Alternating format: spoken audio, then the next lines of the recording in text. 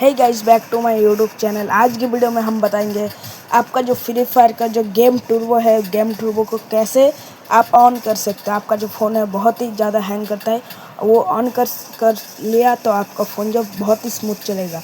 सबसे पहले जो आपका जो फ़ोन का सेटिंग ओपन करने के बाद सर्च पे आपको गेम टर्बो सर्च कर देना है।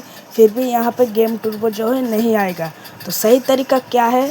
सबसे पहले जो है आपका जो सिक्योरिटी है फ़ोन में, सिक्योरिटी को आपको जो है ओपन कर लेना है। ओपन करने के बाद जो है नीचे के साइड आपको दिखेगा गेम टर्बो। एक गेम टर्बो को आपको जो है ओपन कर लेना है। ओपन करने के बाद जो है आपका जो फ्री फायर है, फ्री फायर आपको सिलेक्ट कर लेना है। अभी भी आपका फ़ोन का काम है, अभी भी आपको स्किप मत करना वीडियो को, अभी भी काम है। तो ओपन करने के बाद जो है साइड में एक ऑप्शन आएगा, वहाँ पे आपको टर्न देना है। टर्नने के बाद जो है बूस्ट वाला एक ऑप्शन मिलेगा, वो बूस्ट पे आपको क्लिक कर देना है।